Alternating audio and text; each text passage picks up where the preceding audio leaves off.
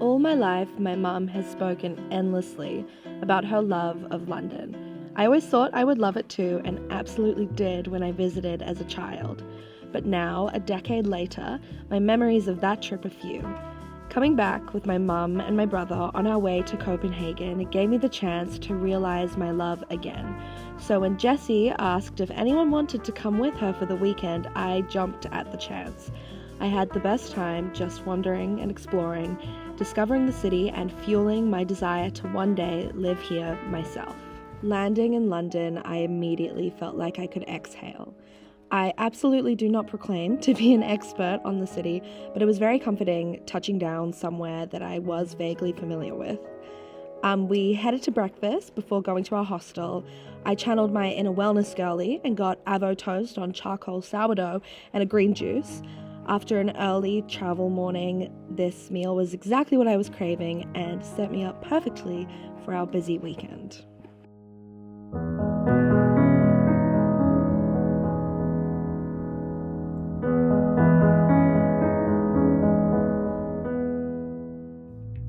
While Jessie met up with her friend and headed to a tattoo appointment, I took the opportunity to wander around the city alone, imagining a life lived here. I've always pictured myself moving and living in London eventually, and had a lot of fun playing out the dream. One of my mum's favourite areas is Marylebone, so in honour of her, I spent some time wandering through the neighbourhood and up the high street, ducking in and out of different stores and doing a lot of window shopping.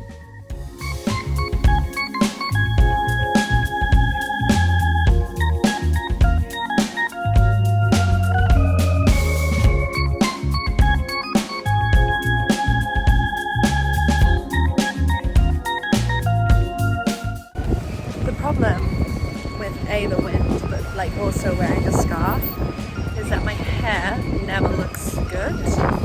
My hair is always really, really knotty.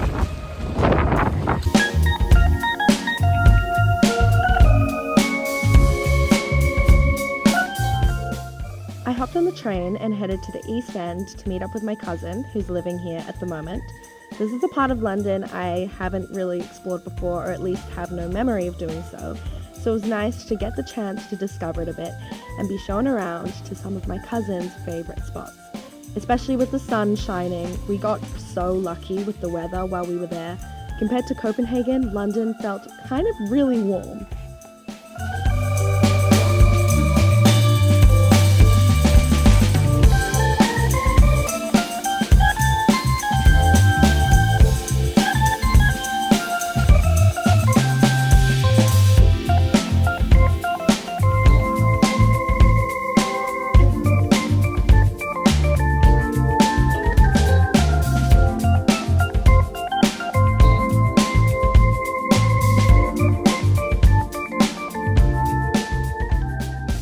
I just spent the afternoon with my cousin in Spitalfields, which is where he lives.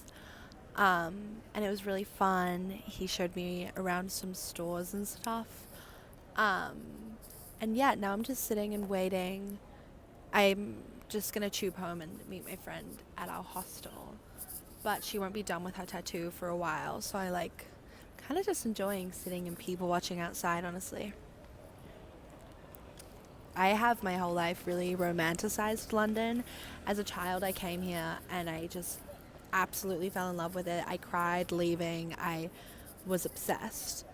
And kind of ever since then, I've had this idea in my head that I want to move to London and that I love London. And obviously, I don't know where I will be after uni. I don't know whether I will move here, but I came just before I went to Copenhagen. I came with my mom and my brother, and absolutely loved it when I was there for 4 or 5 days.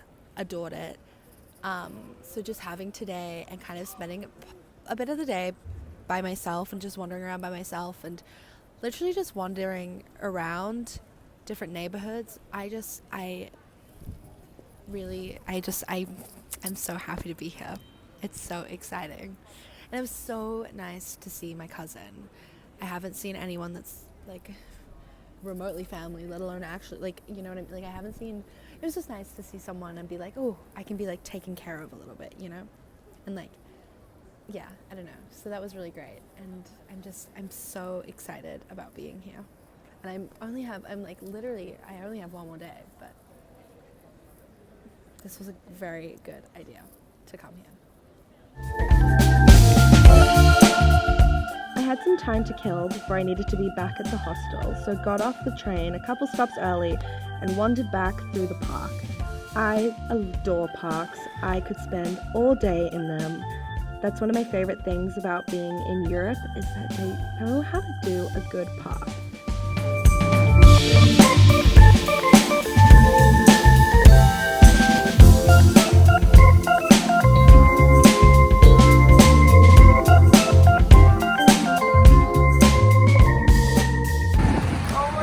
We're in London! I fucking love London. We are like obsessed. Like, who said this was overrated? Not me. It's like, oh, it's just sort of British people. We were both craving Indian food for dinner, so headed to a highly rated spot in central London. We might have overshot slightly. We ended up in a pretty fancy restaurant, definitely more so than we were expecting. We decided to make the most of it though and ordered a feast. They even brought us dessert on the house, and thank goodness, because it was my highlight of the meal. This was the perfect end to our first day. We had an endless list of things we wanted to do on Saturday, which, spoiler alert, we didn't get around to everything, but I guess that just gives us the perfect excuse to come back. We started our day in Notting Hill and headed to a scone shop that my cousin had recommended the day before.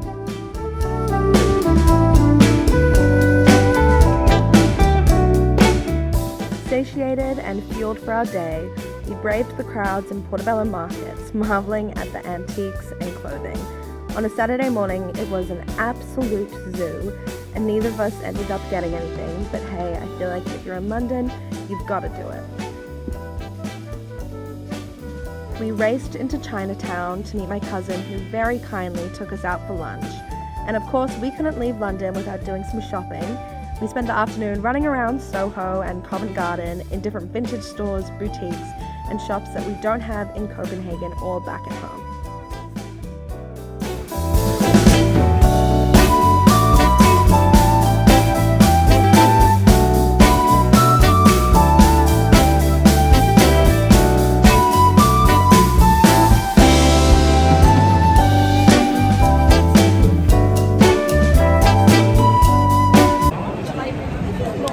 We're in Covent Garden. I didn't film any of this, but we had lunch with my cousin, and then we've been wandering around Covent Garden. We were in Chinatown.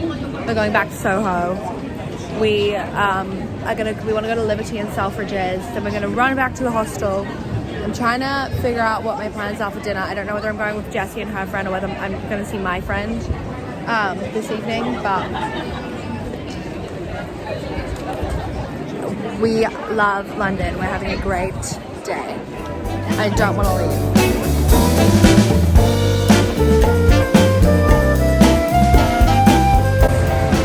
On our way to dinner. Yay. That night we had dinner with one of Jessie's friends from home who had booked a table at Bancione. This pasta was delicious, and I'm no expert, but it deserves its Michelin star. We had a lovely final night in London.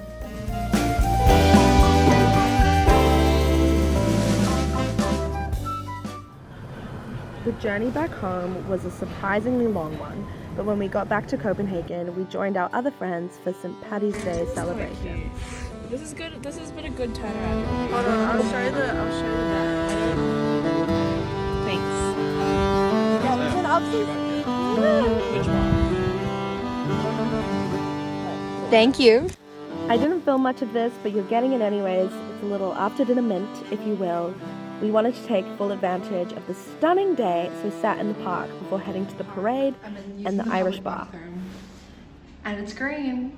So on brand. I've been awake since 3:15. It's now like, I don't know what time it is, like 4:30 maybe? Going strong. It's been a big day. Hard to believe that. I woke up in London this morning. So I don't know what this vlog is going to be because I didn't really take many videos in London. I haven't taken many videos since being back, but I don't want to extend this too much. So like, I need to up my content for the rest of the day. So,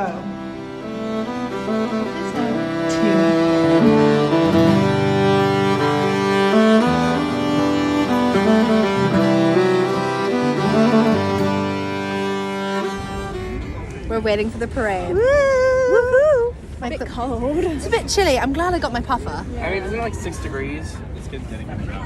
It's fucking cold. It's cold in Copenhagen. Who would have thought? Not me. Look at the dogs.